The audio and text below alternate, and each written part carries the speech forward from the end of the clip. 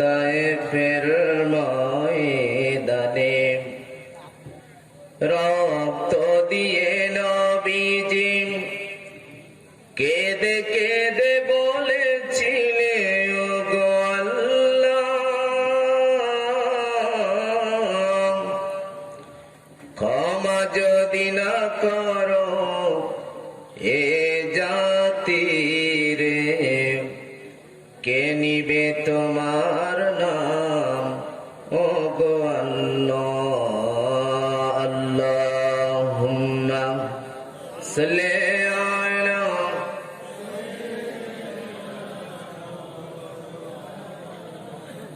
ওয়া আলা আলি সাইয়্যিদিনা। নও তো গণক তুমি, নও তো কবি,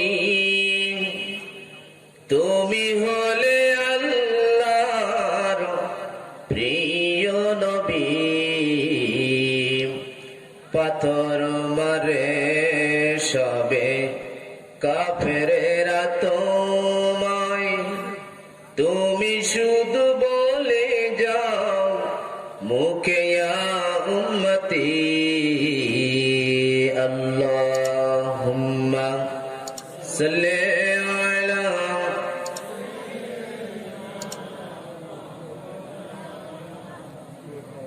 ওয়া আলা আলি সাইয়্যিদিনা মাওলানা মুহাম্মদ। সখীপুর মোড় হইতে রাইস মিলের পশ্চিম পাশে 2 দিন ব্যাপী চতুর্থ বার্ষিক তাফসিরুল কোরআন মাহফিলের প্রধান অতিথি জনাব আলহাজ মোহাম্মদ মুজিবুর রহমান উপজেলা চেয়ারম্যান সাহেব উপস্থিত আছেন। খুব গুরুত্বপূর্ণ বক্তব্য রাখছিলেন আপনাদের সামনে জনাব শেখ ফারুক হোসেন রতন, জনাব মোহাম্মদ আকবর আলী সাহেব, জনাব মোহাম্মদ আশরাফুল ইসলাম কবির, জনাব শেখ আক্তার হোসেন টোকেন। সভাপতি হিসেবে উপস্থিত আছেন জনাব আলহাজ মোহাম্মদ শামসুর রহমান। আজকের মাহফিলের প্রধান বক্তা, মঞ্চে উপবিষ্ট সম্মানিত সুধী মণ্ডলী, আমার সামনে উপবিষ্ট দিনদার মুসলমান পরেজগার ভাই বাবা জিরা আমার যুবক ভাইয়েরা আমার, পদ্মার পদ্মানী সীমা বোনেরা আমার, সকলকে জানাই সর্বপ্রথম আমার আন্তরিক সালাম। আসসালামু আলাইকুম ওয়া রাহমাতুল্লাহি ওয়া বারাকাতুহু। লাখ কোটি শুকরিয়া সে মহান আল্লাহ তাআলার দরবারে যে আল্লাহ রাব্বুল আলামিন আমাদেরকে এমন একটা শীতের রজনীতে এই তাফসিরুল কোরআন মাহফিলে আসার বসার, কোরআন এবং হাদিস থেকে কিছু কথা শোনার বলার তৌফিক যে আল্লাহ পাক দিলেন। হৃদয় নিংড়ানো ভালোবাসা উজাড় করে জবান খুলে সে আল্লাহ তাআলা শুকরগুজার করছি। সবাই বলছে আলহামদুলিল্লাহ। আজকের তাফসিরুল কোরআন মাহফিল প্রমাণ করে দিয়েছে মুমিনের কাছে শীতের চাইতে তার ঈমান বড়। জোরে বলেন ঠিক কি না? শীত যতই বেশি হোক, যতই প্রচন্ড শীত হোক না কেন, ঈমানদারেরা লেপ তশকের গায়ে লাথি মেরে ঠান্ডা পানি দিয়ে উঁচু করে ফজরের নামাজের জামাতে হাজির হয়ে যায়। এ থেকে বোঝা যায় এই পৃথিবীতে ঈমানের শক্তির চাইতে কোন শক্তি বড় নয়। ঠিক কি না? এজন্য যারা এসেছেন, মা বোনেরা যারা এসেছেন, সকলকে আন্তরিক মোবারকবাদ জানাই। আমি আসলে খুবই অসুস্থ, আমার কণ্ঠ শুনে বুঝতে পারছেন। আসার ইচ্ছা মোটেই ছিল না, কিন্তু একটা প্রোগ্রামের দাওয়াত অনেক আগে থেকেই থাকে, না আসলে হয় না। আমি পারি না, শ্রোতাও ছাড়ে না, এমন অবস্থা আমাদের। যা ভাঙা ভাঙা গলায় কিছু কথা বলবো, শুনতে রাজি আছেন আপনারা? গুরুত্বপূর্ণ কিছু কথা বলবো ইনশাআল্লাহ। লাখো কোটি দুরূদ ও সালাম জানাই আমাদের প্রিয় নবীর প্রতি, সবাই বলি সাল্লাল্লাহু আলাইহি ওয়াসাল্লাম। মাগফিরাত কামনা করছি আমাদের পিতামাতা, আপনজন, প্রিয়জন যারা কবরবাসী হয়ে গেছে। আল্লাহ পাক সকলকে যেন মাফ করেন, জান্নাতবাসী করেন, সবিল আল্লাহুম্মা আমিন। সম্মানিত উপস্থিতি, আমি আপনাদের সামনে পবিত্র কুরআনুল কারীমের একেবারে সবার পরিচিত সূরা, কুরআনুল কারীমের সর্বপ্রথম সূরা নাম কি বলেন তো দেখি, একটু আওয়াজ দিয়ে বলেন নাম কি? সেই সূরা ফাতিহা থেকে দুইটি আয়াতে কারিমা তেলাওয়াত করেছি। 6 নম্বর এবং 7 নম্বর দুইটা আয়াতে কারিমা তেলাওয়াত করেছি। এই আয়াতের আলোকে সংক্ষিপ্ত কিছু কথা বলবো ইনশাআল্লাহ। সম্মানিত ভাইরা আমার, সূরা ফাতিহা হলো কুরআনুল কারীমের সর্বপ্রথম সূরা। এই সূরাটা আল্লাহ তাআলা শুরু করেছেন, সবাই পড়েন, বিসমিল্লাহির রহমানির রহিম, আলহামদুলিল্লাহি রাব্বিল আলামিন। কুরআনুল কারীমের সর্বপ্রথম সূরা সূরা ফাতিহা। আল্লাহ রাব্বুল আলামিন এই সূরাটা শুরু করলেন সর্বপ্রথমে নিজের প্রশংসা দিয়ে। জিজ্ঞাসা করলাম, আল্লাহ পাক, দুনিয়ায় যত লেখক দেখেছি তারা যখন বই লেখে, কিতাব লেখে, তারা সর্বপ্রথমে নিজের ভুল ত্রুটি দিয়ে তারা কিতাব লেখে। জোরে বলেন ঠিক কিনা? তারা লেখে যে আমি যে বইটা লিখেছি এর ভিতরে যদি কোনো ভুল ত্রুটি থাকে আপনারা ক্ষমা সুন্দর দৃষ্টিতে দেখবেন, পরবর্তী সংস্করণে আমি এটা ঠিক করবো। জোরে বলেন ঠিক কিনা? কিন্তু আল্লাহ রাব্বুল আলামিন এমন একজন লেখক, তিনি সর্বপ্রথমে নিজের প্রশংসা দিয়ে কিতাবখানা লিখলেন। জিজ্ঞাসা করলাম, আল্লাহ তুমি কেন নিজের প্রশংসা দিয়ে শুরু করলে? আল্লাহ তাআলা জানিয়ে দিলেন, জালিকাল কিতাবু লা রাইবা ফীহি। আমি নিজের প্রশংসা দিয়ে শুরু করলাম এই কারণে, দুনিয়ার লেখকরা যে কিতাব লেখে তার ভিতরে ভুল থাকে, কিন্তু আমি যে কিতাব তোমাদের হেদায়েতের জন্য দিয়েছি এই কোরআনের ভিতরে কোনো ভুল নাই। চিৎকার মেরে বলেন সুবহানাল্লাহ। আর একটু আওয়াজ দিয়ে বলেন, কোরআনের ভিতরে কি ভুল আছে? কোনো ভুল নাই। বরং যুগে যুগে যারা কোরআনের ভুল ধরার জন্য চেষ্টা করেছে তারা বলেছে আমাদের নিজেদের জীবনের ভুলটাই ধরা পড়েছে, কালেমা পড়ে তারা মুসলমান হয়ে গেছে। যেরকম সুবহানাল্লাহ। সম্মানিত ভাইরা আমার, আল্লাহ রাব্বুল আলামিন জানিয়ে দিলেন, ওয়ালাকাদ আতাইনাকা সাবআম মিনাল মাসানি ওয়াল কুরআনাল আযীম। আল্লাহ রাব্বুল আলামিন জানিয়ে দিলেন, নবী আপনার ওপর আমি এমন 7টা আয়াতে কারিমা, সূরা ফাতিহার এমন 7টি আয়াতে কারিমা নাজিল করেছি, বারবার পঠিত আয়াতে কারিমা, মহা কোরআন, সম্মানিত কোরআন আমি আপনার উপর নাজিল করেছি। সূরা ফাতিহা হলো এমন একটা সূরা যে ব্যক্তি কালেমা পড়ে ঈমান আনে, লা ইলাহা মুহাম্মাদুর রাসূলুল্লাহ। সূরা ফাতিহা এমন একটা সূরা যে ব্যক্তি কালেমা পড়ে ঈমান আনে, আল্লাহ রাব্বুল আলামিন ওই মুমিনকে সূরা ফাতিহা উপহার দেন, হাদিয়া দিয়ে দেন। যেরকম সুবহানাল্লাহ। একজন ঈমানদার বলতে পারবে না সঠিকভাবে যে আমি কবে সূরা ফাতিহা মুখস্থ করেছি, অটোমেটিক সে কবে মুখস্থ হয়ে যায় আল্লাহ তাকে হাদিয়া দেন, কবে মুখস্থ হয়ে যায় সে নিজেই জানে না। আল্লাহু আকবার বলে। সম্মানিত ভাইরা আমার, সূরা ফাতিহা এমন একটা সূরা, আল্লাহ রাসূল বলেন, লা সালাতা লিমান লাম ইয়াকরা বিফাতিহাতিল কিতাব। এই সূরা ফাতিহা এমন একটা সূরা যে ব্যক্তি সূরা ফাতিহা পড়বে না তার নামাজই হবে না। যেরকম সুবহানাল্লাহ। তাহলে এই সূরার দাম আছে কি নাই? যারা বলেন আছে কি নাই? এর অনেক দাম। আল্লাহ রাসূল বলছেন যে সূরা ফাতিহা পড়লো না তার নামাজই হলো না। আল্লাহ রাসূলের কাছে জিবরাইল আলাইহিস সালাম বসে আছেন, হঠাৎ করে আকাশে বিকট একটা আওয়াজ হলো। জিবরাইল আলাইহিস সালাম বলে, ইয়া রাসূলুল্লাহ, আসমানে আওয়াজটা কেন হলো জানেন নাকি? আওয়াজটা হওয়ার কারণ হলো এই, আসমানে একটা দরজা আজ খোলা হয়েছে যেটা ইতিপূর্বে কোনোদিন খোলা হয় নাই। আজ খোলা হয়েছে সর্বপ্রথম, ইতিপূর্বে কোনোদিন খোলা হয়নি। ওই দরজা দিয়ে একজন ফেরেশতা নাজিল হলেন। নবীর কাছে এসে বললেন, ইয়া রাসূলুল্লাহ, দুইটা নূরের সুসংবাদ আপনি গ্রহণ করুন যা আল্লাহ আপনাকে দিয়েছে। আপনার পূর্বে কোন নবীকে আল্লাহ দেয় নাই। দুইটা নূরের সুসংবাদ আপনি গ্রহণ করুন, সেটা হলো সূরা ফাতিহা আর সূরা বাকারার শেষ দুই আয়াত। এর প্রত্যেকটা অক্ষরে অক্ষরে আল্লাহ রাব্বুল আলামিন নূর দিয়ে ভরপুর করে দিয়েছেন। যারা কান সুবহানাল্লাহ।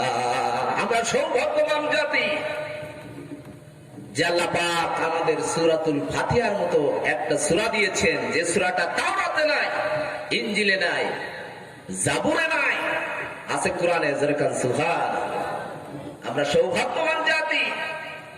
এই সূরা ফাতিহা এমন একটা সূরা, সকল রোগের ওষুধ হলো এই সূরা ফাতিহা। যারা কান সুবহানাল্লাহ।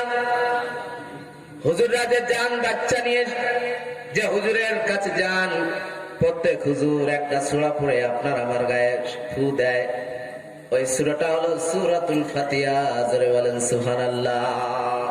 আল্লাহ রাসূল এই সূরাকে বলেছেন আবার সূরাতুর রুকিয়া, ঝাড়ফুঁকের সূরা। সাহাবীরা একটা জায়গায় গেলেন, সেখানে গিয়ে তাদের খাদ্য খাবার শেষ হয়ে গেল। একটা জাতির কাছে, গোত্রের কাছে তারা খাবার পানি চাইলো, কিন্তু বলল না, আমরা দেব না তোমাদের, তোমরা মুসলমান, তোমাদের খাদ্য পানি আমরা দেব না। আমার ভাইয়েরা, হঠাৎ করে ওই গোত্র দলের নেতা যিনি ছিলেন, দলপতি যিনি ছিলেন, তাকে সাপে কামড় দিয়েছে। কোন ওঝা, কোন কবিরাজ ডাক্তার বিষ নামাতে পারে না, সুস্থ করতে পারে না। একজন বলল, যাও মুসলমানদের কাছে যাও, ওই যে একটা দল এসেছে, ওদের কাছে গিয়ে তোমাদের সমস্যার কথা বলো, হয়তো উপকারে আসতে পারে। তাদের কাছে গেলেন, গিয়ে বললেন ঘটনা। একজন বলল, আমি ভালো করে দিতে পারি, কিন্তু কি দেবে হাদিয়া? তারা বলল, ভাই ভালো করে দেন, আপনাদেরকে হাদিয়া দিয়ে আমরা খুশি করে দেব। আমার ভাই একজন সাহাবী ঝাড়ফুঁক করে দিলেন, বিষ নেমে গেল, ভালো হয়ে গেল, সুস্থ হয়ে গেল। সাহাবীরা জিজ্ঞাসা করলো, ভাই কি দিয়ে তাকে সুস্থ করলে? বলল, আমি সূরা ফাতিহা পড়ে তাকে ঝাড়ফুঁক করেছি শুধুমাত্র। চিৎকার মেরে বলেন সুবহানাল্লাহ। সূরা ফাতিহা এমন একটা সূরা, সাপের বিষ ও পানি করে দেন কে? এটা দাম আছে কি নাই? সেই সূরা থেকে আলোচনা শুনবে ইনশাআল্লাহ। 6 নম্বর এবং 7 নম্বর আয়াতে কারিমা আল্লাহ রাব্বুল আলামিন বলছেন, ইহদিনাস সিরাতাল মুস্তাকিম সিরাতাল্লাযীনা আন'আমতা আলাইহিম। আল্লাহ রাব্বুল আলামিন বলছেন, সূরা ফাতিহার ভিতরে আমরা প্রতিদিন 5 ওয়াক্ত নামাজে প্রত্যেক রাকাতে আল্লাহ রাব্বুল আলামিনের কাছে একটা প্রার্থনাই করি, ইহদিনাস সিরাতাল মুস্তাকিম। আল্লাহ আমাদের সহজ সরল সঠিক পথ আমাদেরকে দেখাও। যাদের পথ, যারা তোমার পক্ষ থেকে নিয়ামত প্রাপ্ত, তাদের পথ আমাদেরকে দেখাও। জোরে কান আমিন। প্রতিদিন 5 ওয়াক্ত নামাজে প্রত্যেক রাকাতে আল্লাহর কাছে কি দোয়া করি?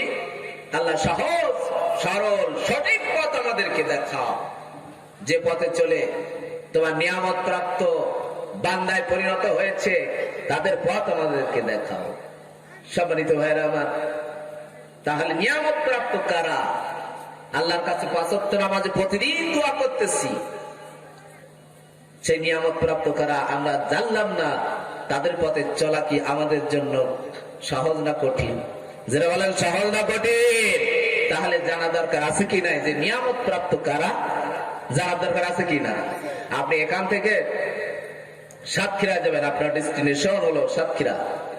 আপনি সখীবীর মোড় থেকে গাড়িতে উঠেছেন, কালীগঞ্জ যে গাড়ি যায় সেই লাইনের গাড়িতে উঠেছেন। বলেন তো, জিন্দিগিতেও আপনি কি সাতক্ষীরা পৌঁছাতে পারবেন? যারা বলেন, তাহলে প্রত্যেক দিন আপনি নামাজে দোয়া করছেন, ইহদিনাস সিরাতাল মুস্তাকিম সিরাতাল্লাযীনা আন'আমতা আলাইহিম।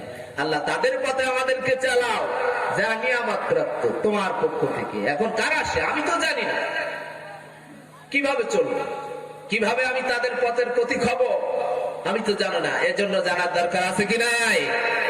আজ আমরা এই মাহফিল থেকে জেনে যাব যে নিয়ামত প্রাপ্ত কারা, কাদের পথে আমরা চলতে চাই। আল্লাহর কাছে প্রতিদিন কাদের পথে চলার জন্য আমরা আল্লাহর কাছে প্রার্থনা করি।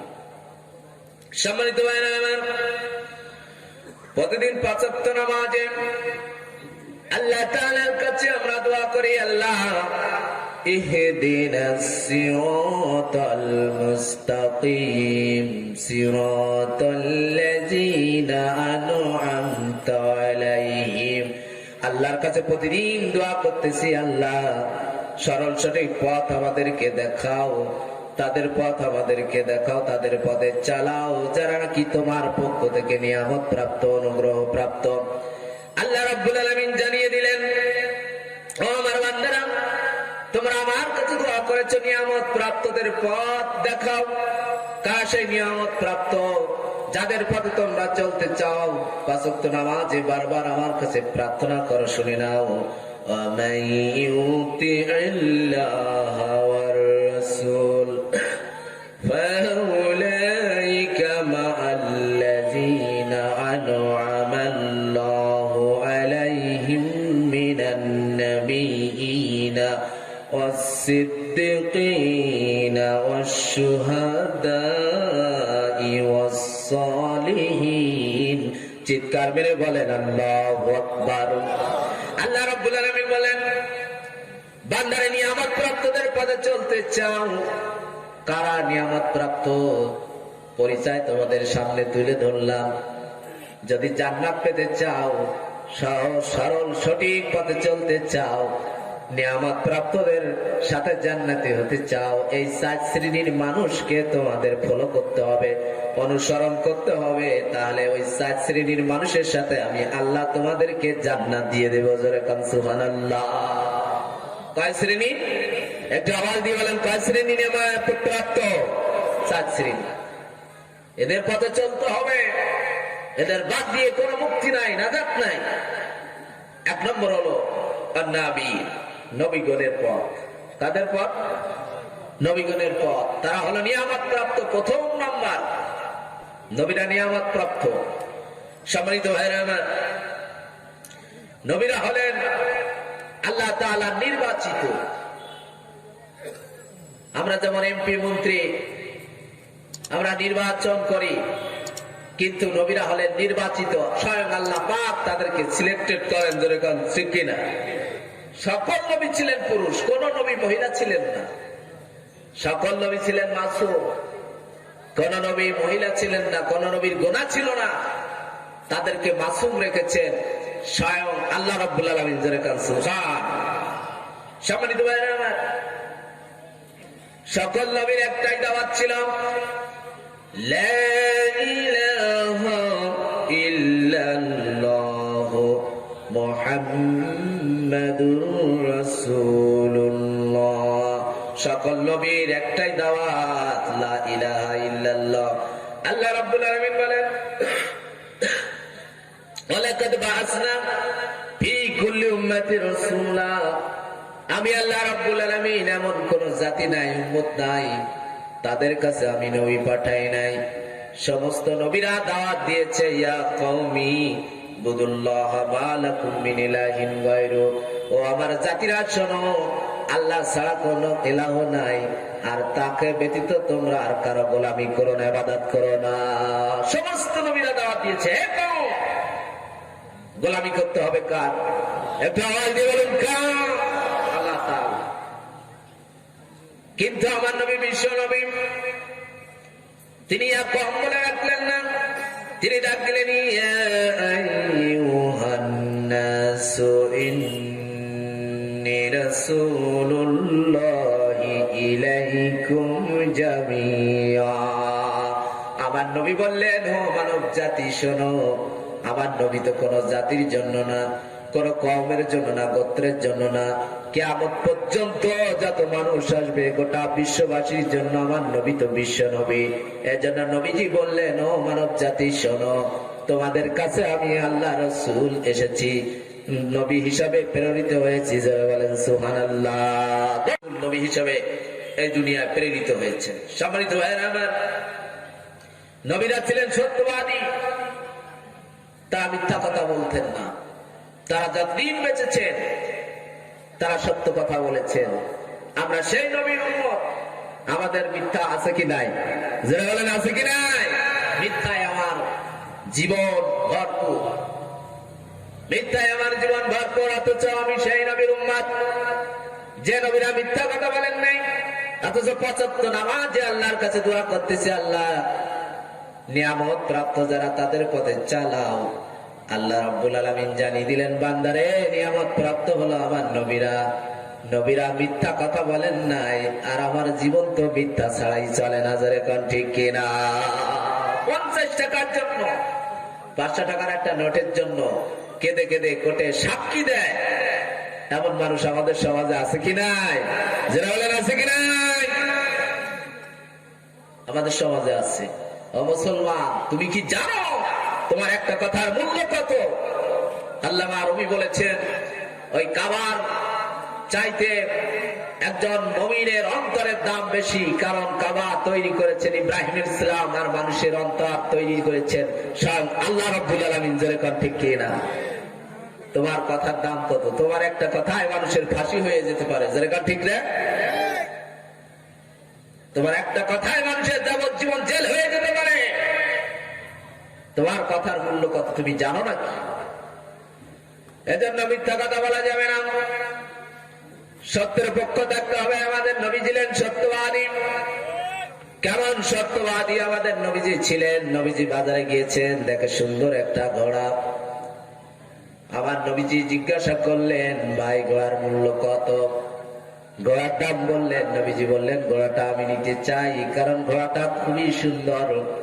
বর্তমান জামানায় যেমন একটা বাইকের মূল্য আছে আমাদের কাছে, তেমনি ভাবে ওই জামানায় একটা ঘোড়ার মূল্য তাদের কাছে সবচেয়ে বেশি ছিল। জোরে কোন ঠিক কিনা? কারণ যুদ্ধ বিগ্রহ সবসময় লেগে থাকে। একটা তেজস্বী ঘোড়া তখন খুবই মূল্যবান, পুষ্ট সুন্দর চেহারা একটা ঘোড়া একজন ইহুদি নিয়ে এসেছে। রসুলের দেখে খুবই পছন্দ হলো, দাম ঠিক করলেন। বললেন, ঠিক আছে ভাই, ঘোড়াটা আমি নেব, কিন্তু শর্ত হলো একটা, টাকাটা কিন্তু বাড়িতে গিয়ে নিতে হবে। কোথায় গিয়ে? বাড়িতে গিয়ে নিতে হবে। সম্মানিত ভাই আমার, কথা কাম সব ঠিক। ওই ইহুদি ঘোড়া নিয়ে আসতেছেন নবীর সাথে। এখন পথে যার সাথে দেখা হয় বলে, ভাই ঘোড়া বিক্রি হবে নাকি? ঘোড়ার দাম কত? মানুষ দেখা গেল রাসূল যে দামে কিনেছেন তার চেয়ে আরো বেশি বেশি দাম বলতেছে, আর ওই ইহুদির একটু একটু করে লোভ বাড়তেছে। জোরে কান নাউজুবিল্লাহ। শেষে এক লোক তো কয়েক গুণ দাম বেশি বলেছে। নবী যে দামে কিনেছে কয়েক গুণ দাম বেশি বলেছেন। তখন ইহুদি বলছে, মোহাম্মদ দাঁড়াও, তুমি টাকাটা কি এখানে দিতে পারবে? বলে না। বলে, তাহলে আমি তোমার কাছে ঘোড়া বিক্রি করব না। আল্লাহ রাসূল বললেন, তুমি কি বলছো? তোমার সাথে তো আমার কথা কাম সব কমপ্লিট, তুমি কেন ঘোড়া আমার কাছে বিক্রি করবে না? ইহুদি বলল, না, আপনার কাছে আমি ঘোড়া বিক্রি করিনি, আপনার কাছে যে ঘোড়া আমি বিক্রি করেছি তার সাক্ষী নিয়ে আস। সেখানে তো কেউ ছিল না। এখন আমার রাসূলের সাথে আর ইহুদির সাথে তর্ক বিতর্ক বেঁধে গেল। আল্লাহ রাসূল বলছেন, আমি ঘোড়া কিনেছি, আর ইহুদি বলছে, না, আপনি ঘোড়া কেনেন নাই, আমি বিক্রি করি নাই। চারিদিক থেকে লোক জমাট হলো। সম্মানিত ভাইরা আমার, কাফের বেঈমানেরা চতুর্দিক থেকে ঘেরাও করলো যে আজ মুহাম্মদকে বাগে পেয়েছি, তাকে শাস্তি দেওয়ার জন্য, প্রতিশোধ দেওয়ার জন্য। বিভিন্ন লোক, বিভিন্ন কাফের বেঈমান চারিদিক থেকে বিভিন্ন কটু কথা বলতে লাগলো। মুহাম্মদ, তুমি নাকি আলামিন, তুমি সত্য কথা ছাড়া মিথ্যা বলো না। অথচ এই ইহুদি বলছে তোমার কাছে ঘোড়া বিক্রি করে নাই, আর তুমি বলছো বিক্রি করেছে। এই তোমার নবুয়তি। জোরে কান নাউজুবিল্লাহ। আর জোরে বলেন নাউজুবিল্লাহ। তুমি যদি সত্যই ঘোড়া কিনে থাকো সাক্ষী নিয়ে আসো। এখন সেখানে তার কেউ ছিল না। হুজুরদের দোষ আছে কি নাই? যারা বলেন আছে কি নাই? কম না বেশি? যারা বলেন কম না বেশি? বেশি না? হুজুর যদি একটু মোটা হয়ে যায়, তখন মানুষ দেখবেন কিছু মানুষ দোকানে যারা বসে থাকে বলতে থাকে, হুজুর অন্যের বাড়ি মনে আর ভালো খাওয়া দাওয়া হচ্ছে না, এর জন্য আপনার শরীর আগের চেয়ে রোগা হয়ে যাচ্ছে। আবার হুজুর যদি মোটা হয়ে যায়, হুজুর পরের বাড়ি খান তো খেয়ে শুধু বডি বানাচ্ছেন। ধরে কান ঠিক কি না? হুজুর যদি লম্বা জামা গায়ে দেয় তাও দোষ, যে আপনারা এর শীত কাপড়ের দাম বাড়িয়ে দিলেন। আবার যদি একটু খাটো গায়ে দেয়, এই সমস্ত টেডি হুডির জ্বালায় মরণ হয়ে গেল। ধরে কান ঠিক কি না? হুজুর যদি একটু জোরে হাঁটে, হুজুর কোথায় দাওয়া, কোন জায়গায় দাওয়াত আপনার? আবার হুজুর যদি একটু আস্তে হাঁটে, এই কথা শুনে আবার অনেকেই বলে হুজুর খাওয়া বুঝি বেশি হয়ে গেল, লোকের বাড়ি খান তো একটু কম করে খেলে হয়। যেরকম ঠিক কিনা? আর রমজানের সময় তো আমাদের জীবন জ্বালাপালা। বলেন তো দেখি, ইফতারের সময় সব মসজিদে কি একসাথে আযান দেওয়া সম্ভব? যারা বলেন সম্ভব না। এখন আমি ধরেন যে মসজিদে আছি, পাশের মসজিদ 4 বার আল্লাহু আকবার বলা শুরু হয়ে গেছে। ইফতারি করার পর কিছু মুসল্লি এসে দেখবেন, হুজুর এখানে তো বসে থাকেন, ঠিক মতো আযানটা দিতে পারেন না, সময় মতো কি করেন? এখন হুজুরের রাগ হয়ে গেছে।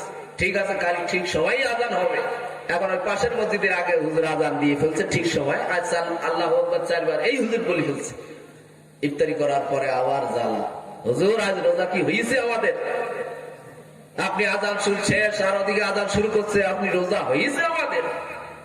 যত জ্বালা সব হুজুরদের জন্য ঠিক কিনা? এখন মোহাম্মদ বলছে আমি কিনেছি, ইহুদি বলছে কিনি না, আমি বিক্রি করি নাই। কাফের বেঈমানেরা হুজুর মানুষ, আজ সমস্যা আছে কি নাই? মোহাম্মদের কপালে দুঃখ আছে কি নাই? কারণ সাক্ষী তো নাই।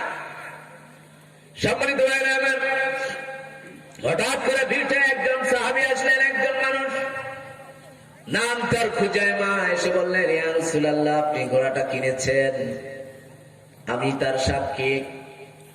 বলেন তো দেখি, ওই মহা বিপদের সময়, মুসিবতের সময় আপনি আমি পড়েছি, কেউ যদি বলে ভাই আমি সাক্ষী আপনি ঘোড়া কিনেছেন, আমরা তখন বলতাম হ্যাঁ হ্যাঁ এই তো আমার সাক্ষী, জোরে গান ঠিক কিনা? আমার রাসূল কি তাই বললেন না? তিনি বললেন, খুজাইমা তুমি তো ছিলে না সেখানে, কেমন করে বললে যে আমি ঘোড়া কিনেছি?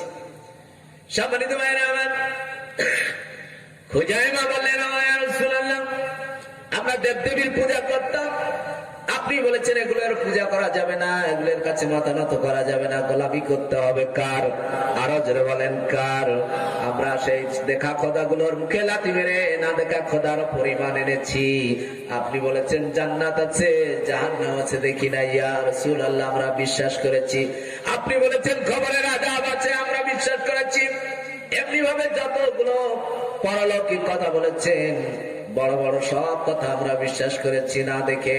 ও নবী, আপনি বলছেন আপনি ঘোড়া কিনেছেন, আমি ছিলাম না ঠিক আছে, কিন্তু আমি ওখানে থাকলে যেমন বিশ্বাস করতাম আপনি কিনেছেন, ওখানে ছিলাম না, তাই কি হয়েছে আমি সাক্ষ্য দিচ্ছি আপনি কিনেছেন। চিৎকার মেরে বলেন সুবহানাল্লাহ। এরই নাম ঈমান, এরই নাম রাসূলের প্রতি মহব্বত, ভালোবাসা, জোরে বলেন ঠিক কিনা? সম্মানিত ভাইরা আমার, আল্লাহ রাসূল তখন কেঁদে ফেললেন, খুজাইমাকে বুকের সাথে জড়িয়ে ধরলেন, বললেন খুজাইমা তুমি যে আমার মান সম্মান আজ রক্ষা করলে, বাঁচালে কাফের বেঈমানদের হাত থেকে। ও খুজাইমা আমি তোমার আজ উপাধি দিলাম জুয়া শাহাদাতাইন, অর্থাৎ দুইজনের সাক্ষ্য ইসলামে দিতে হয়, দুইজন পুরুষের সাক্ষ্য দিতে হয়, তারপরে গ্রান্টেড হয়। ও খুজাইমা আমি তোমার উপাধি দিলাম জুহার শাহাদাতাইন, অর্থাৎ কোন ব্যাপারে তুমি যদি সাক্ষ্য দাও দুইজন লাগবে না, তুমি একা যদি সাক্ষ্য দাও ওটাই গ্রান্টেড। যেরকম সুবহানাল্লাহ, জুহার শাহাদাতাইন, দুইজনের সাক্ষ্য সমান, তোমার একার সাক্ষ্য। জোরে বলবেন না সুবহানাল্লাহ? আরো জোরে বলেন। খুজাইমা রাত্রে ঘুমায় গেলেন, স্বপ্নের ভিতরে দেখলেন তিনি বিশ্ব নবীর কপালে চুমা খাচ্ছেন। যেরকম সুবহানাল্লাহ। খুজাইমার ঘুম ভেঙে গেল, ঘুমাতে পারলেন না। এত মধুর স্বপ্ন তো জীবনে কোনোদিন দেখি নাই। কখন সকাল হবে রাসূলের কাছে গিয়ে বলবো। ফজরের আজান হয়ে গেল, নামাজ পড়লেন, সবাই চলে যায়, খুজাইমা বসে আছে। আল্লাহর নবীজি ডেকে বললেন, খুজাইমা রে তুমি কেন বসে আছো? খুজাইমা ডেকে বললেন, ইয়া রাসূলুল্লাহ রাত্রে একটা খুব সুন্দর স্বপ্ন দেখেছি, যে আমি দেখলাম আপনার কপালে আমি চুমা খাচ্ছি। আল্লাহর নবী বললেন, খুজাইমা রে স্বপ্নে যেটা দেখেছো বাস্তবে যেটা, সেটা যদি ঘটে যায় কেমন হয়? আল্লাহর নবী কপালটা এগিয়ে দিলেন, আবার রাসূলের কপালে চুমা খেয়ে খুজাইমা জীবনটাকে ধন্য করে নিলেন। চিৎকার মেরে বলেন সুবহানাল্লাহ। সম্মানিত ভাইরা আমার, নবীরা ছিলেন সত্যবাদী, সেই নবীদের পথ মত আমাদেরকে অনুসরণ করতে হবে, ফলো করতে হবে, তাহলে নিয়ামত প্রাপ্তদের পথের প্রতীক আমরা হতে পারবো। আমার ভাইরা, নবীরা ছিলেন চরিত্রবান, প্রত্যেকটা নবীর চরিত্র ছিল সুন্দর। আর সব পৃথিবীতে যত নবী এসেছেন তাদের চরিত্র যত সুন্দর ছিল, আমান্য সমস্ত নবীদের চারিত্রিক যত গুণ ছিল, সমস্ত গুণগুলো আপনার আমার নবীর মাঝে আল্লাহ রাব্বুল আলামিন ঢুকিয়ে দিয়েছেন। যারা কান সুবহানাল্লাহ। আল্লাহ রাব্বুল আলামিন বলেন, ইন্নাকা লা'আলা খুলুকিন আযীম। ও নবী, আমি আল্লাহ রাব্বুল আলামিন জানিয়ে দিলাম, নিশ্চয় আপনি মহান চরিত্রের অধিকারী। মহান চরিত্রের অধিকারী। চাঁদের একটা কলঙ্ক আছে, কিন্তু আমার রাসূলের চরিত্রের ভিতরে কোনো কলঙ্ক নাই, কোনো দাগ নাই। যেরকম সুবহানাল্লাহ। সেই নবীকে যদি কটু কথা বলে, সেই নবীকে যদি কেউ গালি দেয়, ঈমান থাকতে আপনারা কি সহ্য করবেন মুসলমান? একটু আওয়াজ দিয়ে বলেন, সহ্য করবে? কাকে গালি দাও? সেই নবী যদি না আসতো, আপনার আমার জীবন দাস প্রথায় জড়িয়ে যেত। যেরকম ঠিক কিনা? আপনাকে কেউ বিক্রি করে দিত, আপনাকে দাস হতে থাকতো তো। কারণ দাস প্রথা পৃথিবী থেকে একজন মানুষ বিলুপ্ত করেছেন, তিনি হলেন আপনার আমার নবী, বিশ্ব নবী মুহাম্মদ রাসূলুল্লাহ সাল্লাল্লাহু আলাইহি সাল্লাম। কোন নবীকে গালি দাও? কোন নবীর চরিত্র নিয়ে কথা বলো? সেই নবী যদি দুনিয়ায় না আসতো, আপনার আমার মেয়েগুলো জীবন্ত অবস্থায় মাটির ভিতরে গেড়ে দিতে হতো। যারা বলেন ঠিক কিনা? আরবে মেয়েগুলোকে জীবন্ত কবর দেওয়া হতো না? যারা বলেন হতো কিনা? সেই জীবন্ত কবর দেওয়া হাত থেকে গোটা বিশ্ববাসীকে নাজাত দিয়েছেন কে? একটু আরো যারা বলেন কে? সেই নবীকে যদি গালি দেওয়া হয় আর আপনার আমার কলিজায় যদি আগুন না জ্বলে, তাহলে বুঝতে হবে আপনার ইমানে ঘুম ধরেছে, আপনি ইমানদার না, আপনি মুনাফিক হয়ে গেছেন। যারা বলেন ঠিক কিনা? আমরা আওয়ামী লীগ করতে পারি, বিএনপি করতে পারি, জামাত করতে পারি, জাসদ করতে পারি, বাসদ করতে পারি, কিন্তু আমাদের আল্লাহ এক, আমাদের কোরআন এক, আমাদের নবী এক। সেই নবীকে গালি দিলে আমরা দল মত ভুলে সব এক হয়ে যাই। যারা বলেন ঠিক কিনা? সম্মানিত ভাইরা আমার, আজ গোটা বিশ্বে রাসূলকে নিয়ে কটাক্ষ করা হচ্ছে, ব্যঙ্গ চিত্র তৈরি করা হচ্ছে। এর প্রতিবাদে যদি আপনারা রাজপথে না নামেন, মিছিল মিটিং না করেন, কাল কিয়ামতের ময়দানে কেমন করে সেই আল্লাহর রাসূলের সামনে গিয়ে দাঁড়াবেন? সম্মানিত ভাইরা আমার, এজন্য জীবন যতক্ষণ থাকবে, সিরাতাল্লাযীনা আন'আমতা আলাইহিম, যে নবী রাসূলরা হলো নিয়ামত প্রাপ্ত, সেই নবী রাসূলদের পথে জীবন যতক্ষণ থাকবে, চোখের পলক যতক্ষণ পড়বে, সেই নবীর পথে চলতে রাজি আছেন কিনা? যারা বলেন আছেন কিনা? আসুক না যত বাধা, যত ঝড় সাইক্লোন, রাসূলের পথে মোরা চলবই। আসুক না যত বাধা, যত ঝড় সাইক্লোন, রাসূলের পথে মোরা চলবই। এ জীবন বাজি রেখে দিনের নিশান মোরা বাংলার আকাশে উড়াবই। মোরা কামানের মুখোমুখি দাঁড়িয়ে, মোরা কামানের মুখোমুখি দাঁড়িয়ে আল্লাহু আকবার বলবো। আসুক না যত বাধা, যত ঝড় সাইক্লোন, রাসূলের পথে মোরা চলবই। সবাই আমিন। সম্মানিত ভাইরা আমার, নবীরা ছিলেন অহংকার মুক্ত। কোন নবী অহংকারী ছিলেন না, তারা ছিল নিরঅহংকার, অহংকার মুক্ত। আল্লাহ নবী সাহাবীদেরকে নিয়ে একটা জায়গায় রওনা হলেন, যাত্রা শুরু করলেন। কিছুক্ষণ যাওয়ার পর নবীজি বললেন, ও সাহাবীরা, আমরা এখানে থাকতে চাই, কিছুক্ষণ সময় আমরা এখানে বিশ্রাম নিতে চাই। এখান থেকে খাওয়া দাওয়া করে বিশ্রাম নিয়ে আবার রওনা হব, যাত্রা গমন করব। আল্লাহ নবী বললেন, একটা ছাগল জবাহ করো। একজন সাহাবী এসে বলেন, ইয়া রাসূলুল্লাহ, ছাগলটা আমি জবাহ করতে চাই।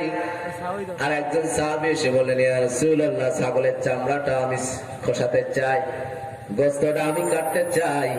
আর একজন সাহাবী এসে বললেন, ইয়া রাসূলুল্লাহ, আমি ছাগলের গোস্তটা রান্না করতে চাই। আর বিশ্বনবী বললেন, ও সাহাবীরা, আমি জ্বালানি কাঠটা সংগ্রহ করে নিয়ে আসতে চাই। চিৎকার মেরে বলেন সুবহানাল্লাহ। একজন বিশ্বনবী, বিশ্ব লিডার, তিনি বলছেন ছাগলের গোস্ত রান্না করবা, একজন জবাহ করবা, একজন চামড়া খসাবা, একজন রান্না করবা। আর আমি বসে থাকতে পারি না, আমিও কাজ করবো, আমি কাঠ সংগ্রহ করে নিয়ে আসবো। বলেন সুবহানাল্লাহ। এই আদর্শ হযরত মুহাম্মদুর রাসূলুল্লাহ সাল্লাল্লাহু আলাইহি সাল্লাম ছাড়া, বিশ্ব নেতা, বিশ্ব নবী ছাড়া, বিশ্ব লিডার ছাড়া গোটা বিশ্ববাসী কেউ দেখাতে পেরেছে? তিনি ছিলেন অহংকার মুক্ত, কোন অহংকার তার ভিতরে ছিল না। সাহাবীরা বললেন, ইয়া রাসূলুল্লাহ, আপনি কাঠ সংগ্রহ করবেন আমরা থাকতে? এটা তো আমরাও পারি। আল্লাহ রাসূল বললেন, তোমরাও পারো, আমি জানি, কিন্তু আমি স্বতন্ত্র বৈশিষ্ট্য নিয়ে বসে থাকতে চাই না, কারণ এর ভিতরে একটা অহংকার আছে কি নাই? যারা বলেন আছে কি নাই? অহংকার আছে। এজন্য আমার ভাইরা অহংকার মুক্ত ছিলেন তারা। আল্লাহ নবী সব সময় দোয়া করতেন, আল্লাহুম্মা জাল্লি সাবুরা জাল্লি শুকুরা ওয়া জাল্লি ফি আইনিস সাগীরা ওয়া ফি আইনিন নাসি কাবীরা। আল্লাহ রাসূল দোয়া করতেন, আল্লাহ আমাকে ধৈর্যশীল বান্দা বানাও, শুকরগুজারি বান্দা বানাও, আর আমার চোখে আমাকে ছোট করে রাখো, আর মানুষের সামনে, গোটা বিশ্ববাসীর সামনে আমারে তুমি বড় বানাইয়া দাও। জোরে কোন সুবহানাল্লাহ। রাসূল এই দোয়া করতেন, তার ভিতরে কোনো অহংকার ছিল না। তিনি বিশ্ব নবী হয়েও বসতেন নিচু জায়গায়। জোরে কোন সুবহানাল্লাহ। অহংকার পতনের মূল। অহংকার কিসের মূল? যারা বলেন, কোন অহংকার করে এই পৃথিবীতে কেউ টিকে থাকতে পারে নাই। নমরুদ পারে নাই, ফিরআউন পারে নাই, আবু জেহেল পারে নাই, সাদ্দাত পারে নাই, কারুন পারে নাই। সুতরাং ক্ষমতা নিয়ে, অর্থ নিয়ে, গাড়ি বাড়ির টাকা পয়সা নিয়ে, জ্ঞান নিয়ে যে অহংকার করবে, তারা এই পৃথিবীতে টিকে থাকতে পারবে না। যারা বলেন ঠিক কিনা? লাঞ্ছিত অবস্থায় তাদেরকে বিদায় নিতে হবে। পৃথিবীতে কেউ স্থায়ী হয় না, হোক না সে ফেরাউন কিবা নমরুদ, কেউ ভাবে চিরদিন রয় না। পৃথিবীতে কেউ স্থায়ী হয় না, হোক না সে নমরুদ কিবা ফেরাউন, কেউ ভাবে চিরদিন রয় না। ফেরাউন কি আছে? নমরুদ কি আছে? আমরাও থাকবো, আমরাও চলে যাব আল্লাহ তাআলার ডাকে সেই পরপারে। সম্মানিত ভাইরা আমার, রাসূল বললেন, আমি স্বতন্ত্র বৈশিষ্ট্য নিয়ে বসে থাকতে চাই না, আমিও কাজ করতে চাই। এজন্য আমাদের পরিবারে যারা আছে তাদেরকে সাহায্য সহযোগিতা করার দরকার আছে কি নাই? যারা বলেন, আল্লাহ রাসূল যুদ্ধ থেকে ফিরে আসলেন, এসে দেখলেন মা আয়েশার এখনো রান্না হয় নাই। রাসূল ঘাট থেকে তরবারিটা নামালেন, নামানোর পরে রাসূলের তরবারি দিয়ে তরকারি কোটা শুরু করলেন। জোরে কান সুবহানাল্লাহ। কোন জায়গা থেকে ফিরে এসেছেন? যুদ্ধ থেকে। শত শত কিলোমিটার পথ হেঁটে যুদ্ধ থেকে ক্ষুধার্ত অবস্থায়। আর আপনি আমি যদি ঘের থেকে অথবা নাঙ্গল চাই দিয়ে বাড়িতে এসে দেখি বউয়ের এখনো রান্না হয় নাই, যে লাঠি দিয়ে গরু পিটায়, ওই লাঠি তো বউয়ের পিঠে পড়বে। জোরে কান ঠিক কিনা? আর রাসূল যুদ্ধ থেকে ফিরে এসেছেন, মা আয়েশা এসে দেখলেন রাসূল তরকারি কুটছেন তরবারি দিয়ে। বলে, ইয়া রাসূলুল্লাহ, আপনি যুদ্ধ থেকে ফিরে এসেছেন, আপনি কেন তরবারি দিয়ে তরকারি করছেন? আল্লাহ রাসূল বলছেন, মা আয়েশা, আমি তো তোমার একটু সাহায্য করতেছি। যেরকম সুবহানাল্লাহ। সম্মানিত ভাইরা আমার, এজন্য স্ত্রীদের সাহায্য সহযোগিতা সংসার আমাদের করা দরকার আছে কি নাই? সিরাতাল্লাযিনা আনআমতা আলাইহিম, আল্লাহ নিয়ামত প্রাপ্তদের পথ দেখাও। আল্লাহ বললেন, নবীদের পথ হলো নিয়ামত প্রাপ্তদের পথ। যদি মুক্তি পেতে চাও, নিয়ামত প্রাপ্তদের পথ পেতে চাও, নবীদের আদর্শ তোমরা ফলো করো। নবীরা স্ত্রীর গায়ে কোনোদিন হাত তোলে নাই। আর আমরা যদিও নামাজ পড়ি না 5 ওয়াক্ত, কিন্তু স্ত্রী পিঠাই 5 ওয়াক্ত। জোরে কোন ঠিক কিনা? স্ত্রীদের গায়ে হাত তোলে, নাউজুবিল্লাহ বলবেন না? কালকে আমাদের ময়দানে যতগুলো আঘাত আপনি স্ত্রীর গায়ে করবেন, সমস্ত আঘাতগুলো, চিহ্নগুলো গায়ে কেটে উঠবে। আল্লাহ রাব্বুল আলামিন জিজ্ঞাসা করবেন, বান্দিরে, তোমার গায়ে এতগুলো দাগ কিসের? বান্দি বলতে চাইবেন, আল্লাহ রাব্বুল আলামিন বলবেন, আজ কোনো ভয় নাই, লা জুলমান ইয়াম, আজ কারো প্রতি আমি জুলুম করব না, তুমি বলো। তখন ওই বান্দি বলবে, আল্লাহ যৌতুকের টাকা দিতে পারি নাই, এই কারণে সিগারেটের আগুন দিয়ে আমার স্বামীর গায়ের চামড়া গুলো পুড়িয়ে দিয়েছে। এমন বেঈমান জালিম আছে কি নাই? পত্রিকায় একটা দেখলাম, অনেক নির্যাতনের কথা শুনেছি, পড়েছি, পত্রিকা দেখলাম শাশুড়ি এসেছে জামাইয়ের বাড়িতে, যৌতুকের টাকা মেয়েকে বারবার চাপ দেয়, দিতে পারে না। শাশুড়ি এসেছেন জামাইয়ের বাড়িতে বেড়াতে, যৌতুকের টাকা দিতে পারে না, এই কারণে গাছের সাথে দড়ি দিয়ে বেঁধে রেখেছে। জোরে কান নাউজুবিল্লাহ। কি সমাজ! সম্মানিত ভাইরা আমার, আঘাত করেছে বারবার, তরকারিতে একটু লবণ কম হয়ে গেছে, ভাতটা সিদ্ধ হয়ে গেছে বেশি অথবা শক্ত, ছোট্ট ছোট্ট কারণে আল্লাহ দুনিয়ায় আমাকে মারতো, পিটাতো, কার কাছে আমি নালিশ করব? চোখের পানিতে বালিশ ভিজে যেত, তোমাকে জানাতাম। রব্বুল আলামিন কত নির্যাতন আমার উপর করেছে। আল্লাহ রব্বুল আলামিন ডাক দিবেন তার স্বামীকে। আমার ভাইরা, ওই স্বামীকে জাহান্নামে দিয়ে ওই স্ত্রীকে আল্লাহ রাব্বুল আলামিন জান্নাত দিয়ে দিবেন। কারণ ওই দিন তো টাকা পয়সার কোনো হিসাব নাই। জোরে কোন ঠিক কিনা? এজন্য স্ত্রীকে মেরে জান্নাতে যাওয়ার আশা করবেন না, ওই দিন কিন্তু স্ত্রী আপনার ফাঁদে ফেলবে। সম্মানিত ভাইরা আমার, আমার অনেক স্ত্রী আছে একটু টেরা। জোরে কোন ঠিক কিনা? মহিলাদের মনটা একটু বরফের মতো, হঠাৎ করে শক্ত হয়ে যায়। আবার বরফ যদি আপনি ফ্রিজ থেকে একটু বাইরে রাখেন, হঠাৎ করে আবার গলে যায়। জোরে কোন ঠিক কিনা? আর একটু অভিমানী হয়, খুব সহজে রাগ করে, আবার খুব সহজেই অভিমান ভাঙে। জোরে কোন ঠিক কিনা? রাগ করেছে, একটা শাড়ি কিনে দেবো, দেখবেন সাথে সাথে রাগ ভালো হয়ে গেছে। জোরে কোন ঠিক না? ওরা সহজে রাগ করে, আবার সহজে ভালো হয়ে যায়। এজন্য আল্লাহ রাসূল মহিলাদেরকে কাঁচের গ্লাসের সাথে তুলনা করেছেন। কাঁচের গ্লাস খুব সযত্নে রাখতে হয়, ওটা যদি হাত থেকে পড়ে যায়, জবরদস্তি করেন, ওটা ভেঙে নষ্ট হয়ে যায়। তেমনি ভাবে স্ত্রীরা অভিমান করে, রাগ করে। হযরত ওমর রাদিয়াল্লাহু তাআলা আনহু বলেছেন, আগুন আর পানি এক হয়ে, আগুন আর পানি হয়ে জীবন যাপন করো। বউ যদি একটু আগুন হয়, তুমি পানি হয়ে যাও। কারণ পানি কি করে? আগুনকে নিভায়। কিন্তু দুইজন যদি আগুন হন, ওটা তো দাও দাও করে জ্বলবে। জোরে কান ঠিক কিনা? এজন্য আবার স্ত্রীদেরও দায়িত্ব আছে। স্বামী যদি একটু রেগে যায়, আগুন হয়ে যায়, স্ত্রীকে পানি হওয়া দরকার আছে কি নাই? স্ত্রীরও অনেক দায়িত্ব। সম্মানিত ভাইরা আমার, এজন্য স্ত্রীদের সাথে ভালো ব্যবহার করবেন। মনে করবেন তারা হলো ভালোবাসার জিনিস, শাসন করার জন্য নয়। ওমরের কাছে একজন মানুষ আসলো বউয়ের বিরুদ্ধে নালিশ নিয়ে। দেশে দেখে ওমরের বউ ওমরকে যেভাবে বকাবকি করছে, গালিগালাজ করতেছে, বলল, কার কাছে আসলাম? যে সরষা দিয়া ভূত ঝাড়াবো, তার ঘাড়েই তো দেখি ভূত লেগে আছে। এর চাইতে তো আমার বউ অনেক বড়, এর কাছে আর কি নালিশ দেব? ও ফিরে যাচ্ছে। ওমর রাদিয়াল্লাহু তাআলা আনহু ঘর থেকে বাইরে হলে দেখে একজন মানুষ ফিরে যাচ্ছে। বলছে, ভাই আপনার কাছে আসছিলেন বুঝি? বলে, হ্যাঁ আসছিলাম আমিরুল মুমিনিন, কিন্তু আমার কাজ মিটে গেছে, চলে যাচ্ছে। বলে, না না, কি জন্য এসেছো বলো। তাকে মসজিদে নববীতে নিয়ে বসালেন। বললো, ভাই আমিরুল মুমিনিন, এসেছিলাম বউয়ের বিরুদ্ধে নালিশ নিয়ে। আমার বউ খুবই তার দেলবার, হ্যাঁ, আমার সব সময় শাসন করে, এজন্য আপনার কাছে নালিশ নিয়ে আসছিলাম। আপনাকে তো অনেক ভয় পায়, শয়তানও তো আপনাকে দেখে ভয় পায়। দরকার ঠিক না? কিন্তু এসে দেখলাম আপনার বউ আপনার উপর যেভাবে ঝাড়ছে, তা চিন্তা করলাম, এ আর বলে কি হবে, চাইতে তো আমার বউ অনেক ভালো। ওমর রাদিয়াল্লাহু তাআলা আনহু কত বললেন, যে কথাগুলো বললেন একটু বিবেক দিয়ে কাটান। বলছে, ভাই এই বাড়িটা বলেন কার? মানে বাড়িটা আপনার। যে ছেলে মেয়ে আছে এগুলো কার ছেলে মেয়ে? বলে আপনার। সম্পদ গুলো কার? বলে আপনার। আমার ভাইরা, ওমর রাদিয়াল্লাহু তাআলা আনহু বললেন, ভাই একটা মেয়ে 3 বার কবুল পড়ে আমার বাড়িতে চলে এসেছে, মা বাবা ভাই বোনকে ছেড়ে। এই বাড়িটা আমার, ছেলে মেয়ে আমার, সংসার আমার, সব আমার।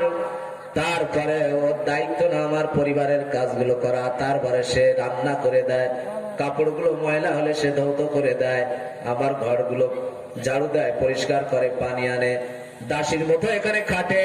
তার যে হক গুলো রয়েছে আমি হয়তো সব পূরণ করতেও পারি না। এই জন্য বউ যদি একটু বোকাঝোকা করে, রাগারাগি করে, এই জন্য আমি মুখ বুজে সহ্য করি, কারণ তার সব হক তো আমি পূরণ করতে পারি না। কাল কিয়ামতের ময়দানে যেন আমাকে আসামির কাঠ গড়ায় দাঁড় করাতে না পারে। যেরকম সুবহানাল্লাহ। সম্মানিত ভাইরা আমার, আপনার স্ত্রী একটু চিন্তা করে দেখেন, পরিবারে আপনার পরিবারকে সুখী রাখার জন্য, গঠন করার জন্য সে কঠোর পরিশ্রম করছে, তার জীবনকে শেষ করে দিচ্ছে। যারা বলেন ঠিক কিনা? এর জন্য সামান্য ছোটখাটো বিষয়ে আপনি স্ত্রীর গায়ে হাত তুলবেন, তার বাপ মাকে নিয়ে গালিগালাজ করবেন, এটা পশ্চিম কালেও ঠিক নয়। আপনার ভিতরে কি কোনো দোষ নাই? আপনার ভিতরে তো অসংখ্য দোষ রয়েছে। সম্মানিত ভাইরা আমার, আবার মা বোনদেরও কেউ বলি, অনেক মহিলা আছে আসলে একটু দাজ্জাল মার্কা। এই সমাজে শুধু পুরুষরাই নির্যাতিত, নারীরা নির্যাতিত না, আমরা পুরুষেরা অনেকেই নির্যাতিত। যেরকম ঠিক কিনা?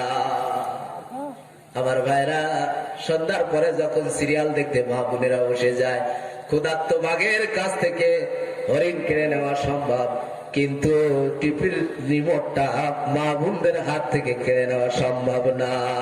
যেরকম ঠিক কিনা? এই আগুন ঘরে ঘরে জ্বলছে, ঠিকই তো জোর হবে, ঘরে ঘরে জ্বলছে। আমার ভাইরা, মা বোনদেরকে বলতে চাই, আল্লাহ রাসূল বলেছেন, আল্লাহ বাদে যদি কারো পায়ে সেজদা দেওয়ার হুকুম আল্লাহ পাক দিতেন, তাহলে স্বামীর পায়ে স্ত্রীকে সেজদা দেওয়ার কথা বলতেন। যেরকম ঠিক কিনা? আপনার সবচেয়ে মূল্যবান দামি রত্ন অলংকার হলো আপনার স্বামী, আপনার সবচেয়ে প্রিয় মানুষ হলো আপনার স্বামী। তার সাথে ভালো ব্যবহার করুন, দেখবেন দুজনের ভিতরে ভালোবাসা পয়দা করে দিবেন কে? সুখে শান্তিতে আপনার সংসারটা ভরপুর করে দিবেন। সম্মানিত ভাইরা আমার, একজন মেয়ের কাছে তার সবচেয়ে প্রিয় বন্ধু, আপনজন হলো স্বামী। এজন্য স্বামীরা তাদের সাথে ভালো ব্যবহার করবেন, তাদেরকে বুঝাবেন। এক শিক্ষক বললেন, কলেজের এক শিক্ষক একজন মেয়েকে ডাকলেন, ডেকে বললেন, ব্ল্যাকবোর্ডে তোমার সবচেয়ে প্রিয় 10 জনের নাম লেখো। ব্ল্যাকবোর্ডে 10 জনের নাম লিখলেন। তখন স্যার বললেন, এর 10 জনের ভিতর থেকে 5 জনের নাম তুমি কেটে দাও। সম্মানিত ভাইরা আমার, 10 জন প্রিয় ব্যক্তির নাম লিখেছেন। সবচেয়ে প্রিয় যারা, যাদের ছাড়া জীবন চলে না, মা বাবা, ভাই বোন, কিছু প্রতিবেশী, বান্ধবীর নাম। আমার ভাইরা, 5 জনের নাম যখন স্যার কেটে দিতে বললেন, তার বন্ধু বান্ধব, প্রতিবেশী থেকে, আত্মীয় স্বজন থেকে 5 জনের নাম কেটে দিল। আর থাকে কয়জন? যারা বলেন কয়জন? আর থাকে 5 জন। এবার স্যার বললেন, ভাই 5 জনের ভিতর থেকে এবার 3 জনের নাম তুমি কেটে দাও। সম্মানিত ভাইরা আমার, মেয়েটার হাত তখন কাঁপছে, কার নাম কাটবে? তার ভিতরে রয়েছে বাপ মা, তার ভাই রয়েছে, তার স্বামী আছে, তার সন্তান। 5 জনই তো তার কাছে প্রিয়, কার নাম রাখবে, কার নাম কাটবে? কাপা কাপা হাতে অনেক চিন্তা ভাবনা করে ওই মেয়েটা আর 3 জনের নাম কেটে দিল। আর থাকে কয়জন? যারা বলেন কয়জন? স্বামী আর সন্তান। এবার স্যার ডেকে বললেন, বউ মেয়ে, এবারে 2 জন থেকে একটা নাম তুমি বাদ দিয়ে দাও, কেটে দাও। যাকে না হলে তোমার জীবন চলে, একজনকে কেটে দাও। মেয়েটা তখন দাঁড়িয়ে দাঁড়িয়ে কাঁদতেছে। স্যার বললেন, তুমি না, তোমার নামটা আমি কাটতে বলেছি, এটা একটা ধাঁধা, একটা খেলা মাত্র, তোমাকে তো হত্যা করতে বলি নাই, কেন কাঁদতেছ? ওই মহিলাটা, ওই মেয়েটা অনেক চিন্তা ভাবনা করে কাঁদতে কাঁদতে সন্তানের নামটা কেটে দিল। চিৎকার মেরে বলেন সুবহানাল্লাহ। এবার স্যার জিজ্ঞাসা করলেন, তোমার কাছে সবচেয়ে 10 জন প্রিয় মানুষের নাম লিখতে বলেছিলাম, প্রথমে 5 জনের নাম কাটলে কেন? বলে, স্যার এরা আমার প্রিয় ঠিকই, কিন্তু এদের না হলে আমার জীবন চলে চলে না। বন্ধু বান্ধব, প্রতিবেশী না হলে জীবন চলে কিনা? চলে। তারপর আর থাকে 5 জন। আপনি যখন 3 জনের নাম কাটতে বললেন, আমি একটু থমকে গেলাম, কার নাম আমি কাটবো, কার নাম রাখবো? সবাই তো আমার সবচেয়ে প্রিয়। চিন্তা করে দেখলাম, আমি একটা মেয়ে, আমি একদিন ওই বাপমার কাছে থাকবো না, আমাকে শ্বশুর বাড়িতে চলে আসতে হবে। ভাইটাও আমার পাশে থাকবে না, একদিন পর হবে। যেরকম ঠিক কিনা? সুতরাং ওই তিনজনের নাম বাপ মার ভাইয়ের নামটা আমি কেটে দিলাম, যে এই তিনজন না হলেও আমার জীবনটা চলে। চলে কি চলে না? তিনজন না হলেও জীবন চলে। তারপরে আর দুজন থাকে, স্বামী আর সন্তান। যখন আপনি আর একজনের নাম বাদ দিতে বললেন, আমি তো দুইজন তো আমার প্রাণের চেয়ে প্রিয়, কার নাম আমি বাদ দেব? আমি কাঁদতে লাগলাম অনেক ভেবে চিনতে। তারপরে সন্তানের নামটা আমি কেটে দিলাম এই কারণে যে আমার সন্তান একদিন বড় হবে, বিবাহ করবে, বাবার স্ত্রী নিয়ে সে হয়তো আলাদা হয়ে যাবে, আমার ঠিকানা হবে হয়তো তখন বৃদ্ধাশ্রম। যেরকম ঠিক কিনা? সে আমাকে দেখতেও পারে, নাও দেখতে পারে, কিন্তু একটা মানুষ আমার সুখে দুঃখে সব সময় আমার পাশে থাকবে, ছাতার মতো আমার মাথার উপরে থাকবে। সেই মানুষটা কেউ নয়, তিনি হলেন আমার স্বামী।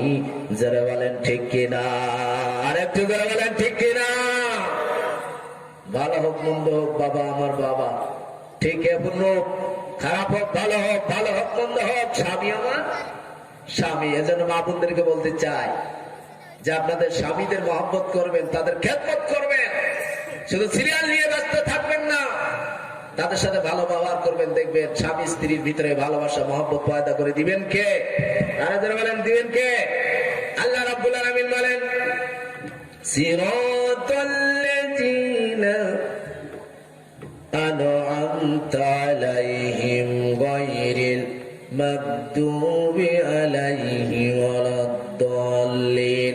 প্রতিদিন পাঁচ ওয়াক্ত নামাজে আল্লাহর কাছে দোয়া করতেছি, আল্লাহ রাব্বুল আলামিন আমাদেরকে সেই পথে চালাও যে পথে তোমার বান্দা চলে নিয়ামত প্রাপ্ত হয়েছে, অনুগ্রহ প্রাপ্ত হয়েছে, তাদের পথে আমাদেরকে চালাও। আল্লাহ রাব্বুল আলামিন বলেন, বান্দারে, ৮ নম্বর নিয়ামত প্রাপ্ত অনুগ্রহ প্রাপ্ত বান্দা হলেন আমার নবীগণ। তাদের পথে যদি চলতে চাও, তাদের সাথে যদি জান্নাতে যেতে চাও, নবীদের আদর্শ তোমরা ফলো করো। জোরে বলেন ঠিক কিনা? এখন নবীরা কোনোদিন বউ পিটাই নাই, আমি তো বউ পিটানোর জন্য। নবীরা মিথ্যা কথা বলে নাই, আমার জীবন তো মিথ্যা ছাড়াই চলে না। নবীরা অহংকারী ছিলেন না, আমি তো অহংকারে মত্ত হয়ে আছি। সম্মানিত ভাইয়েরা আমার, এজন্য নিয়ামত প্রাপ্তদের পথে যদি চলতে যায়, ১ নম্বর অনুসরণ করবো কাদেরকে? যারা বলেন কাদেরকে? নবীদেরকে। সম্মানিত ভাইয়েরা আমার, আল্লাহর কাছে দোয়া করলাম, আল্লাহ নিয়ামত প্রাপ্তদের পথে চালাও। আল্লাহ রাব্বুল আলামিন জানিয়ে দিলেন, নিয়ামত প্রাপ্তদের পথে যদি চলতে চাও আর নবীদেরকে অনুসরণ করো। এবার আল্লাহ রাব্বুল আলামিন জানিয়ে দিলেন, আন-নাবিয়িনা ওয়াস-সিদ্দিকিন। ৯ নম্বর আমার নিয়ামত প্রাপ্ত হলো তারা যারা নাকি সিদ্দিকিন, সত্যবাদী। যেরকম সুবহানাল্লাহ, যারা সত্যকে আকুণ্ঠ চিত্তে মেনে নিয়েছে, যারা সত্যের পথে চলতে গিয়ে বাতিলের সাথে আপোষ করে নাই, অন্যায়ের সাথে আপোষ করে নাই, সত্যের পক্ষে দাঁড়িয়ে গেছে, সত্যের পক্ষে চলার জন্য নিজের জীবন জান মাল সব কুরবানি করেছে। যেরকম ঠিক কিনা? সেই সিদ্দিকিনরা হলো নিয়ামত প্রাপ্ত। তাদের পথে চলো, তাহলে নিয়ামত প্রাপ্তদের পথ পেয়ে যাবে। সম্মানিত ভাইরা আমার, এই নিয়ামত প্রাপ্তদের ১ নম্বর লিডার, সত্যবাদীদের ১ নম্বর লিডার হলেন আবু বকর সিদ্দিক রাদিয়াল্লাহু তাআলা আনহু। তিনি সত্যবাদীদের ১ নম্বর, তিনি হলেন লিডার। বিশ্বনবী যখন মিরাজ থেকে চলে আসলেন, আবু জেহেল জিজ্ঞাসা করলো, মুহাম্মদ প্রতিদিন তো বিভিন্ন কথা বলো, নতুন নতুন কথা বলো, আজ কোন নতুন কথা আছে নাকি? আল্লাহর নবী বললেন, আবু জেহেল আছে। আমি আজ রাত্রে, গত রাত্রের শেষের দিকে আমি বাইতুল মুকাদ্দাসে গিয়েছি, ৭ আসমান পরিবরণ করে আল্লাহর সাথে দিদার করে জান্নাত দেখেছি, জাহান্নাম দেখেছি, আবার ফজরের নামাজ আমি মসজিদে এসে পড়েছি। আবু জেহেল বলল, এতদিন মোহাম্মদকে পাগল বলতাম, আসলেই দেখি মোহাম্মদ একটা আস্ত পাগল। চিৎকার মেরে বলেন নাউজুবিল্লাহ।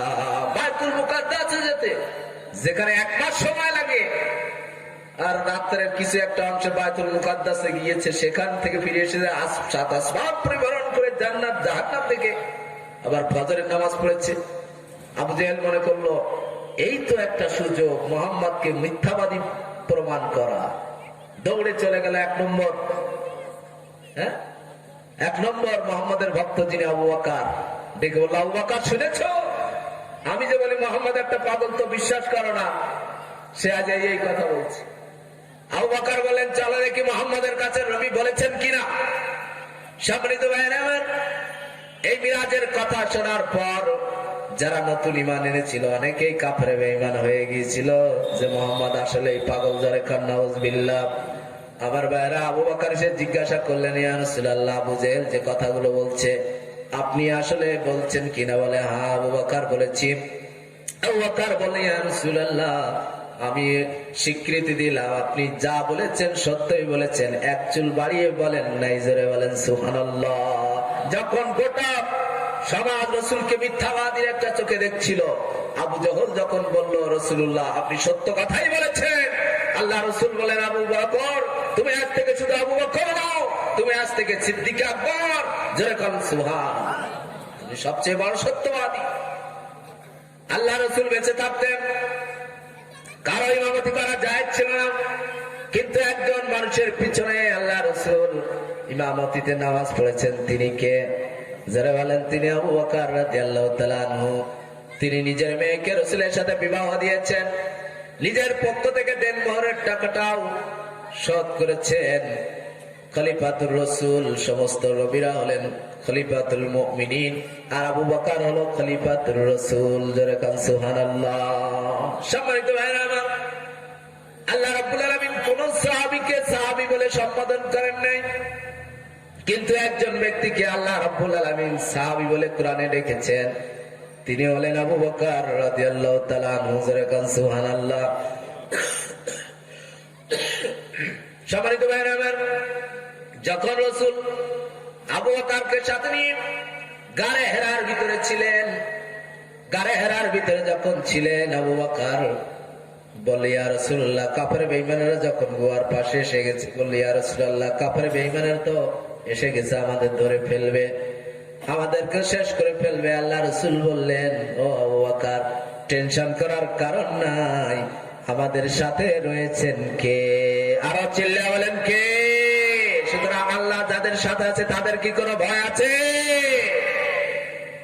আমার ভাইরা, সিদ্দিক আকবর হলেন সেই আবু বকর, সেই সত্যবাদীদের অনুসরণ করতে হবে। আল্লাহ নবী বলেন, যখন আমি কলেমার দাওয়াত পেশ করেছি, কেউ না কেউ আমার কাছে প্রশ্ন করেছে, মোহাম্মদ তুমি যে নবী তার প্রমাণ কি? কিন্তু একজন মানুষের কাছে যখন আমি ইসলামের দাওয়াত নিয়ে গিয়েছি, কোন প্রশ্ন করে নাই, দাওয়াত দেওয়ার সাথে সাথে বিনা প্রশ্নে সত্যকে গ্রহণ করেছেন, মেনে নিয়েছেন, কলেমা পড়ে মুসলমান হয়েছেন। তিনি আর কেউ নয়, আমার বাল্যকালের বন্ধু হযরত আবু বকর রাদিয়াল্লাহু তাআলা আনহু। চিৎকার মেরে বলেন সুবহানাল্লাহ। তাহলে নিয়ামত প্রাপ্তদের পথ যদি পেতে চাই, এই সত্যবাদী যারা ইসলামকে, কোরআনকে সত্য বলে মেনে নিয়েছে, সত্যের সাথে, সত্যের পক্ষে থাকতে গিয়ে যারা বাতিলের সাথে আপোষ করে নাই, সেই সত্যবাদীদের আমাদের ফলো করতে হবে, আমাদের জীবনকে সত্যবাদীদের সাথে কাটাতে হবে। সম্মিলিত ভাইরা, 3 নম্বর যারা হলেন নিয়ামত প্রাপ্ত, তারা হলেন শহীদগণ। শহীদগণ কারা? যারা ইসলামের জন্য, কোরআনের জন্য নিজেদের জীবন, নিজেদের পরিবার, নিজেদের স্ত্রী, নিজেদের সন্তান, পুত্র সবকিছু অপেক্ষা করে ইসলামের মহব্বতে, কোরআনের মহব্বতে তারা দিন ইসলামের পথে ঝাঁপিয়ে পড়ে নিজের জীবনটা, সবচেয়ে প্রিয় জীবনটা, সেই জানটা আল্লাহ রাস্তায় কুরবানি করে দিয়েছেন। সেই শহীদরা হলেন নিয়ামত প্রাপ্ত, জোরে কান সুবহানাল্লাহ। সেই শহীদদের অনুসরণ করতে হবে যদি জান্নাত পেতে চাই, অনুগ্রহের প্রাপ্ত হতে চাই।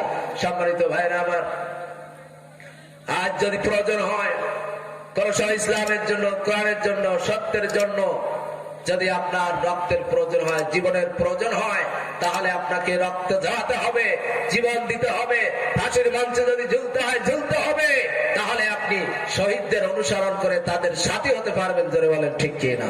4 নম্বর হলো সালিহিন। আসলে এই সংক্ষিপ্ত ভাবে বলা যায় না, শুধু একটা নবীদের কথা বলতে বলতেই তো 1 ঘন্টা হয়ে গেল। সম্মানিত ভাইয়েরা আমার, 4 নম্বর হলো সালিহিন। আল্লাহ রাব্বুল আলামিন বলছেন, সালিহিন যারা, সৎ কর্মশীল যারা, তাদের সাথী হও, জীবনটাকে পুণ্যের কাজে জড়াও। আমাদের জীবনটা ছোট, কিন্তু আমাদের লক্ষ্য অনেক বড়, জান্নাত। জোরে বলেন ঠিক কিনা? এজন্য যতদিন বেঁচে থাকি আমরা নেকির কাজগুলো করে সৎকর্মশীলদের অন্তর্ভুক্ত হব, পাপের কাজগুলো ছেড়ে দেব। তাহলে এই 4 শ্রেণীর মানুষের অনুসরণ অনুকরণ যদি আমরা করতে পারি, আল্লাহ পাক বলছেন তুমি যে প্রতিদিন 5 ওয়াক্ত নামাজে আমার কাছে দোয়া করছো, ইহদিনাস সিরাতাল মুস্তাকিম সিরাতাল লাযিনা আনআমতা আলাইহিম, আল্লাহ নিয়ামত প্রাপ্তদের পথ দেখাও। আমি আল্লাহ ওই নিয়ামত প্রাপ্তদের সাথে শামিল করে তোমাদেরকে জান্নাত দান করবো। জোরে কান সুবহানাল্লাহ। এজন্য আমার ভাইরা যে কথাগুলো শুনলাম সংক্ষিপ্ত ভাবে ভাঙা ভাঙা গলায়, আল্লাহ পাক আমাদেরকে আমল করার তৌফিক দান করুন। সবাই বলে আমিন। আসসালামু আলাইকুম ওয়া রাহমাতুল্লাহি ওয়া বারাকাতুহু।